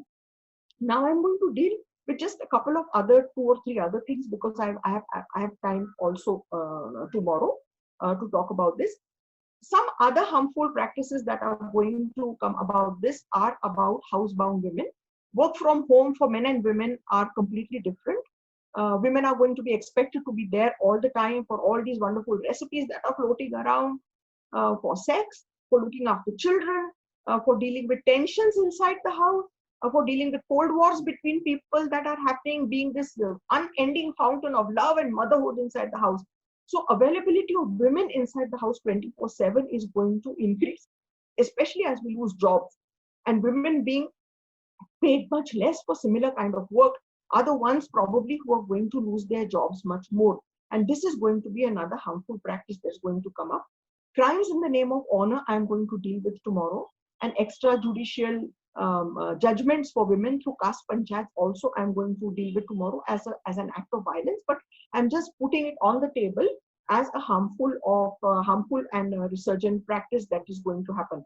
Another thing that is going to happen is that the gendered roles are going to be much stronger, because filling of water, fuel, etc. Where's the physical distancing for poor women using common latrines and filling water at the common tap? So all these are going to increase, including for frontline workers like health workers, for police persons who have to perform the gender role outside as well as inside the house, and bear the stigma both outside and inside the house, and bear violence. Many ashas have been beaten up during this process. And so therefore they have no PPEs, and therefore they are completely at, they are at risk themselves. And when they fall ill, since gendering is a role that is for women to care for other people, what's going to happen to these women when they fall ill inside the house? Increase in harmful practices like dowry because of men's loss of jobs, which is going to come. Again, I'm going to deal with it as structural violence tomorrow. And then the last 2 points that I want to make is that, yes, in the first point, trafficking of the poor, women and children is also a harmful practice that's going to research, and I'm going to deal with it tomorrow. What I want to say is that social distancing as a concept should be challenged. India has always been a socially distanced category, and now we saw what's happening in the US. There's always been social distancing on the basis of caste, on the basis of religion, on the basis of majoritarianism, on the basis of gender, women in the private sphere, men in the public sphere, etc. We've had this social distancing forever. We don't need social distancing. We need physical distancing. We require physical closeness as much as possible now. COVID has taught us one good thing, that we can do these webinars. These are much less funded. We don't need lakhs of rupees now to hold meetings, and we can continue this, which is a good thing. COVID has taught us one good thing, that we can go to a different kind of development model, and not the one that is based on exploitation and greed, exploitation of nature, exploitation of people. Can we think of a more humane kind of development model? This is an opportunity that COVID-19 has actually given us. And public health and mass surveillance is my last issue that I'm going to deal with now. Remember, friends, public health has always been used as a means of control. Sex workers know it, HIV positive people know it, trans people know it. Everybody knows how public health has always been a means of social control. And let COVID-19 not allow this new harmful practice to research, where the state can have mass surveillance over us because of saying what we are supposed to do, where we are supposed to go. Let it not increase social distance, because anyway people didn't want to eat with each other. Roti beti vyavhar, beti to vyavhar to abhi bhi nahi hai, but roti vyavhar to kam se kam hone laga tha among different castes. But abhi to now COVID-19 has taught us we cannot eat with each other. Let's not go back to those resurgent practices, and let's not allow mass surveillance of the state to happen and to take away our democratic rights, which again I'll talk about tomorrow in the name of COVID-19. So thank you so much, friends, for listening. I know that there's been some glitch about sound, and I'll try to deal with it with Anuja ji and others in the evening. But thank you so much for your patience. Thank you very much. Thank you, Manisha. That was a really an interesting insight into how COVID and in general patriarchy causes a lot of harmful practices. And we have to be much more careful, and our antennae should be up, because this is a golden opportunity for some self-interested groups and others to push some regressive agendas, and also to, for families also to make these kinds of decisions. So we need to look at social development, we need to look at girls' education, we need to look at employment, all in a much more gender sensitive fashion. The policies and programs, they should be more gender inclusive if we really want to stop the resurgence of harmful practices. And I'm sure the students have learned a lot about how COVID-19 is going to impact our lives, and particularly impact the lives of children, and how it is going to encourage resurgence of certain harmful practices. Now over to Swati. Thanks a ton. Thank you, Dr. Sharda, and thank you, Dr. Gupte, for such an interesting and comprehensive session. Now we will be moving on to the Q&A session. We request all the participants to write their questions in the chat box. If you all haven't done it already, our team will be picking up and asking some of those questions. Towards the end, we would be asking all the participants to be switching on their videos. That's just for a small group picture. Shiny, you can take over from here now.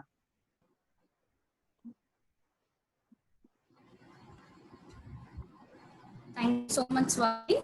And thank you so much, Manisha ji, for sharing your insights on the ground realities with in-depth understanding when it comes to social practices, the patriarchy that exists, and how now it is more important due to COVID for the media to pay attention to these issues with a humane and gender-sensitive approach. So our participants have asked us a few questions, and we'll be taking some of them from the chat box. So Manisha ji, the first question is, sensationalism is a huge issue in Indian media, but their argument is that they show us what we want to see. They come up with data showing how sensational news garners IR. What do you think as an audience should be our mode of conduct? How can this be dealt with?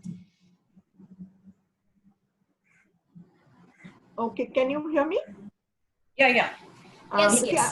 I'm just going to try to increase my my. Is this better when I hold my mic like that? Yes. Okay. Yes, it is better. Yeah. I couldn't do that earlier because I had, I was concentrating on my laptop. So what I'm saying is that you have to peg it. Obviously, you have to. Everyone wants a tag, and so therefore you have to deal with the current issue. Yeah, but be careful about which current issue you take up. Yeah, if you're going to show, fetuses in trash bin baskets, what does that do? What does that do to people who, don't want that pregnancy? What does it do to right-wing politics? So which issue do you pick up? And of that issue, what do you highlight? So obviously you have to tag, it can't, you have to date it for today. You can't, journalists, can't, I can write about something that, happened 30, 40 years ago. But, you can't do something that, is there. And we understand that. All I'm saying is that don't just pander to, can you imagine how language, you can't pander to hysteria. We know that Aristotle used the word hysteria, that when we didn't get pregnant, hysteron, which is our uterus, goes all around the body. When it hits the brain, we become hysteric. So imagine, how even language is so extremely misogynist. And so therefore don't pander to creating a moral panic among people, because the first thing that happens with the moral panic is coming heavily down on rights of people. And so therefore, even if we have the prevention of sexual harassment at workplace, the first thing people say is segregate men and women. A Supreme Court judge says, oh, we are not going to hire any women interns. What did they do a favor by hiring women interns? So, or is the Supreme Court internship space reserved for men? So let's be very careful about bringing out the sensational aspect of the work, but do not sensationalize. That is what I would say. Right. Thank you so much, Manisha ji. All right. The second question is, isn't abortion more of a choice than abortion due to sex of the child, which is majorly in the case of female child? While lives matter, isn't the reason why we use the term female feticide because it is more rampant in the society and not because the women wants it? I would say that, abortion is not also just a choice. I wish it were a choice. But I would go beyond the argument of choice. It's not, many times it's a no choice. Yeah, it's like, people ask, can sex work be a choice? Yeah, it can be for some people, but it sometimes can be no choice. Like somebody goes under a mine or does scavenging. Poor people many times do get into livelihoods that they know are risky for them, but they learn to live in those situations, and then they become empowered within those situations. So I would move from abortion as just merely a choice, because it's not something I have 45 minutes free, let me go and get an abortion instead of a manicure. I would take it to the right, and here comes the state obligation to respect, protect, and promote my rights and fulfill my rights. And so therefore, if I don't want a pregnancy, if I don't want an extra child, because what does an extra child mean? It means expenses for me, it means childbearing and child-rearing responsibilities. Not only that, in my community, which I'll deal with tomorrow, you have the third child and you cannot contest elections. So you first deprive people economically, socially, and culturally, and then you take away their political rights, which my constitution gave me. No single bureaucrat gives me that right. It's my constitutional right. It's my human right. And so therefore, I would move from choice to rights. Beyond that, I would move to social justice. Like I said, that many unwanted pregnancies are socially constructed. If I could have a child outside of marriage, many abortions would not be required. So abortion as a right and as social justice must exist. But abortion is not like education. The more, the better. So in my entire life, I may not have a single abortion, but every woman in my country, including myself, must have that right when I need that abortion. And I should not have to negotiate with my provider, because the MTP Act is extremely provider-centered. It's not woman-centered.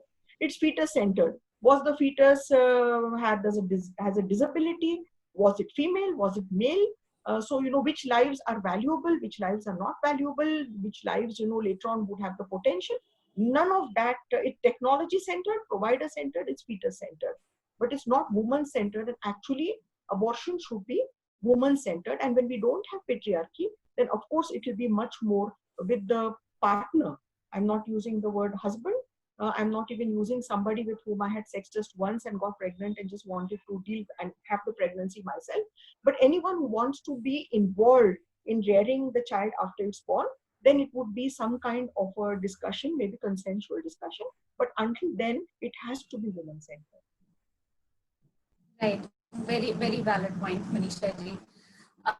The third question: what is the role of urban and rural when it comes to daughter unwantedness? Is there some level of complicity at play? Yes, of course there is a daughter unwantedness. There were 100 Kauravas, right? And where's the sister? There's one sister called, at least 100 Kauravas had one sister. Yeah. 5 Pandavas, where was the sister? Yeah. King Dashrath had 4 sons, no sister. Yeah. So what really matters is, of course, there must have been sisters. There must have been sisters, right? But those sisters don't feature, because if you wapas jaake go and look at your family trees, find out where those daughters go in the family tree. Find out where the women come into the family tree of any genealogy. it's only the wives. So you can have one wife, you can have two wives. The first one might die, the second one might get divorced, to live, as co-wives together. It really doesn't matter. So therefore, women come and go, but it doesn't matter to the family tree.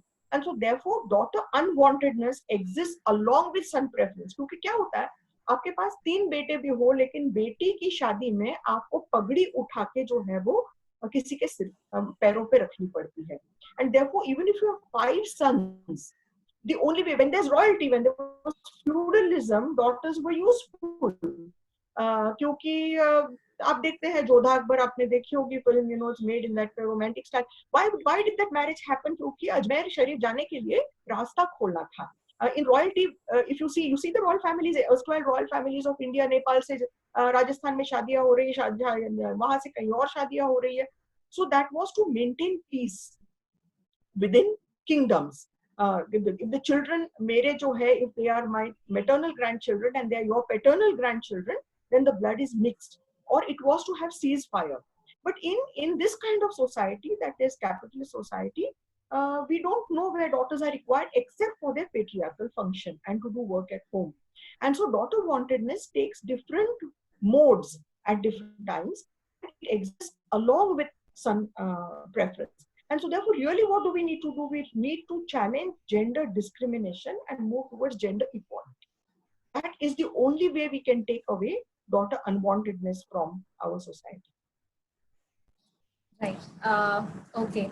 The next question: what can be done by the government to keep girls in schools and stop child marriage now, especially with COVID kind of highlighting the practice of child marriage being evident? Yeah. Thank you, because that was a point that when I was scrolling down, that was something that it slipped my mind.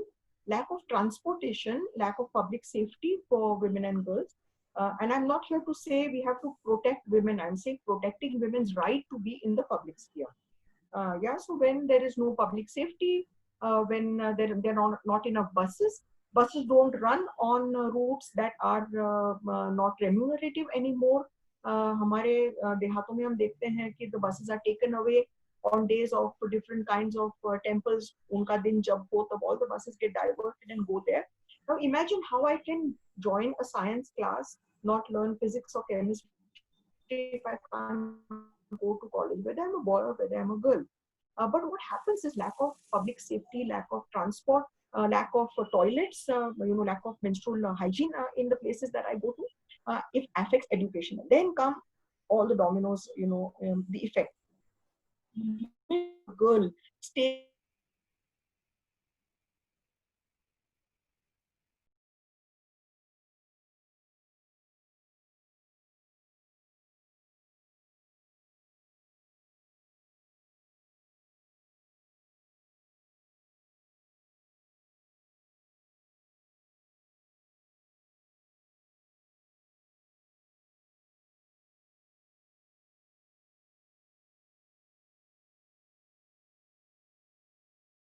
speech impaired, if she's on a wheelchair. Imagine a daughter, when there's nobody to take care of her, not supervise or monitor, but nobody to take care of her. In all these situations, the moment the moment education stops, you will find it being filled by marriage. हमारे यहाँ तो लड़कियों को जो है वो कई बार between prelims and final exams शादियां करा देते हैं. एक सब्जेक्ट रह जाता है, हम तो कहते हैं राहु केतु है हमारे इधर हमारे बच्चों के लिए, English and math, which of course they must pass, but they don't get enough tutelage to be able to pass these two. एक subject रह जाता है and the girl does not get even her 10th certificate in hand. So therefore we have to increase transportation. We have to see that there should be no dropouts, and therefore that's the only, not the only, employment, safety, aspirations, etc. Are some of the most ways to reduce child marriage. Increase her aspiration. She might not even want to be married. She may not even be heterosexual. Why are we getting her married when she hasn't even discovered her gender identity, her sexual preference? Because once you get married, then everything becomes legal, because whatever I do is an extramarital affair after that. So let us give her the chance to never get married if she doesn't want to, and get married married whenever she wants to. I'm talking about you. Yeah, thank you, Manisha ji. I hope you're okay to take more questions. If it's not too much of a trouble. It's no. It depends on the timing that you have. It's my privilege to, it's my. So we do have a few minutes at hand, and there are some interesting questions that have come up. So if you're okay with that, then we can continue. Yeah. Okay. So people can suffer me. I'm very happy. Oh, I'm sure. I mean, they are more than interested and happy to know more about the ground realities. So, what are the successful best practices that have come up in this context? And I'm combining this question. Can you please consider unpacking patriarchy within academics and social science research as well? Social construct of patriarchy within academia is affecting women faculty as well in this. It's what the question. Don't you think this question would be more relevant tomorrow? Because since we're talking of resurgence of harmful practices, and also to give me a little time to think about, because I'm not an academician. Okay, I'm a fake. Right. I have a master's in microbiology and a PhD in sociology. So I'm really, I've never been in academics except teaching when I was doing my MSc PhD microbiology program. So I really don't know about the patriarchy there, but we know, whose work gets valued. We know, whose, papers go to international conferences, but there's also an intersectionality. I don't think a Dalit males, or who we call itinerant male, paper would go any further than say English educated urban woman. And I think that here we have to be more careful about intersectionality, because I think the Dalit man probably would suffer much more if he had to send a paper to a peer-reviewed journal internationally. So what was the first part of the first question? What are the successful best practices in this context? Okay. I'm not really an expert on what the best practices would be, but one would be seeing that no dropouts take place. One would be seeing about how we can have schools even for migrant. We're talking of so much online education now. We're talking of that because middle and upper middle class children are sitting at home, and of course then mothers now have to also look after math and physics of 11, 10, 9, 10, 10 standard, which is not so easy. They're very complex at this point. And so therefore one of the practices is to make all these harmful practices, whether it's early child marriage, whether it's daughter unwantedness, whether it's son preference, gender inequality, violence, all these to be considered as community issues. They are not personal issues, they are not intimate issues, and to be brought out. Now, COVID-19 in my community has also put all the Mahila Gram Sabhas on the back burner, and issues related to gender on the further back burners. So how are we going to now bring back the Mahila Gram Sabhas? Because that is where our women used to raise issues. Even men, sensitized men, to raise issues about violence and about gender-based issues. So wherever there are democratic platforms, wherever there are collectives, wherever there are unions or there are not, can we create collective platforms? Can we create democratic ways of collective bargaining? Can we create all these? Because one of the harmful practices that's going to happen is piece rate work is going to increase for women. And they're going to sit at home. Now, if I'm sitting at home and I'm working, I don't know who my employer is. How do I unionize? How do I do any collective bargaining? And so therefore, I think the ones that the best practices are to look at the way in which collectives, including sex workers collectives, how have sex workers being able to ensure that condoms are used. Now in COVID-19, where women have lost, trans people have lost, or even men, male sex workers, have lost their livelihoods, it's possible that many people will have sex without condoms. And what's going to happen? So any place that people are collectivized, we learn from collectives, write about them.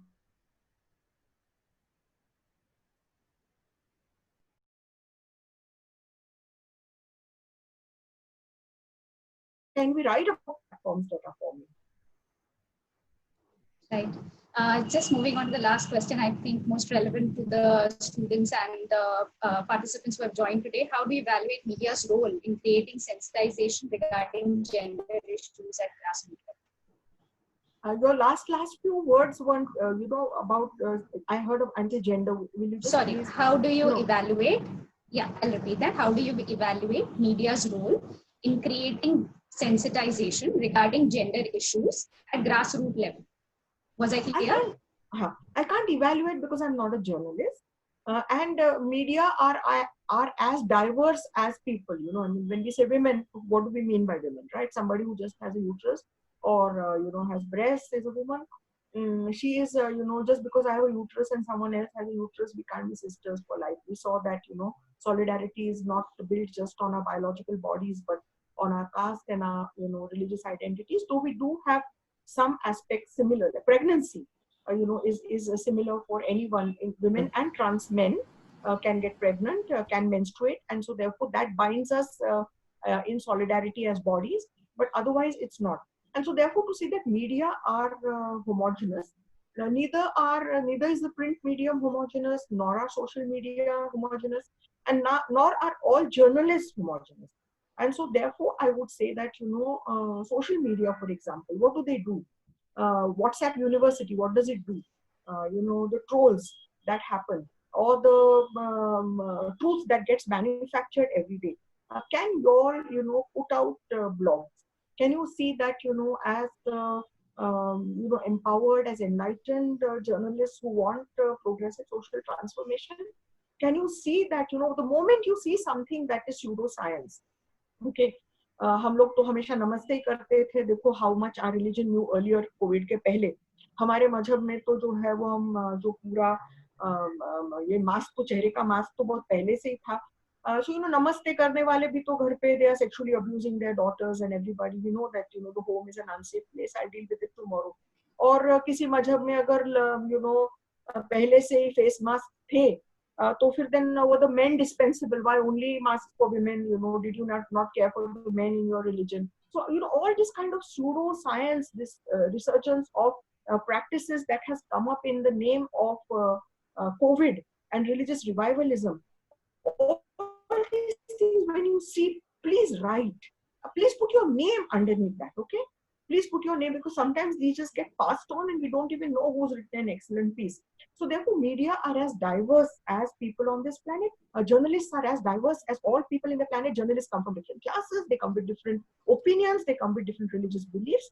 But everyone who's here today, who Ladli have, has brought together, are here for a different kind of agenda. And so therefore, please become more visible. Please become more visible. Please counter the patriarchy within your profession. Please ask for substantive equality. If you're supposed to cover political and other, gang wars, please ask for extra privileges. Don't give it up in the name of protectionism, because if you're going to write about flower shows and you're going to write about models that went through your city, that resume is not going to give you the chief reporter's post in 5 years' time. Again, it's going to be men. And so therefore, ask for substantive equality. Ask for special temporary benefits of mobile phones, of transport, of how to reach safety, and be there in the trenches. Stay safe, be there in the trenches, and tell us about what happens in the trenches. Thank you. Thank you so much, Manisha ji, for your time and for inspiring us. And I'm sure the participants are also equally inspired. Thank you so much for taking time to respond to all the queries. I hope I take most of the questions for this session, because we did have some time at hand. I would also request everyone to switch on their videos for a group picture. With this, we come to the end of the second session, and over to you, Swati, for the conclusions. Swati, unmute. Yes. Thank you, Shiny, and thank you, Dr. Gupte, for taking out time and educating us on important issues which can get easily sidelined, and motivating to look at the aspects that can get ignored. While the group pick will continue, we request all the participants to stay back for a little while. We have a small video clip to play to all of you. This is from our very warm and long time supporter Dolly Thakur, sending us the wishes on Ladli Day.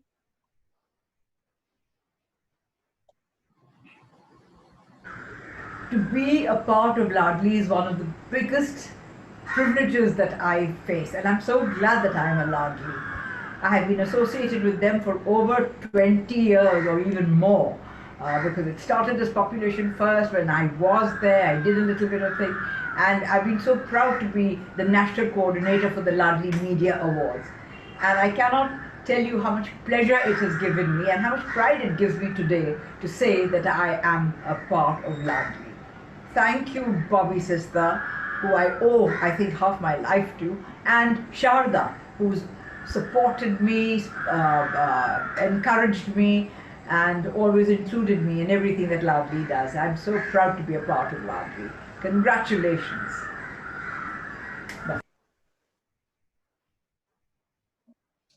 Thank you, Dolly ma'am, for your wonderful message, and thank you to all the participants for interacting with us and our speakers on this second day of our online certificate course.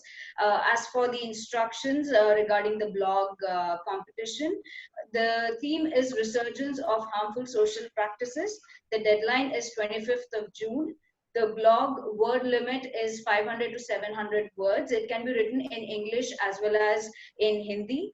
And you can email, you can send us our entries on info.popfirst@gmail.com. And as for the recordings, we have been asked about the recordings of these sessions. These sessions are being recorded on our YouTube channel, First YouTube channel. We will be sending you the details and the link of that as well in our emails today. We will be giving you the day 3 agenda. And as for the course, at the end of the course, we will be conducting a test and we'll be sending a feedback form. So we request all of you to fill up the test paper as well as the feedback form and send it back to us. That would be at the end of the course. Swati, can I just intervene? Yes. Manisha, it was so beautiful listening to you. And I only wish there is no COVID and we had a physical session and I could give you a tight hug. So, thank you. Thank you so much. Please, could someone unmute? No, you have to unmute, yeah. Yes, ma'am. I'm saying just Zindabad to everybody. Salam and Zindabad. Zindabad. Thank you. Yep. Thank you, everyone. And we'll see you all tomorrow. Thanks, Swati, for a wonderful facilitation of the session. Thanks a ton to all my team members, Pooja for the technical support, Sangeeta for organize the PPTs and other things, Venu for coordinating with the resource persons, Swati for facilitating it, and Shiny for coordinating the question answer session, and also for Mrinmayi for taking down notes, Malati for Sneha for being on the standby in case of an emergency. Thanks a ton, everyone. Thank you so much. Thank you, Manisha. Thank you. Thank you, friends. Thank you so much.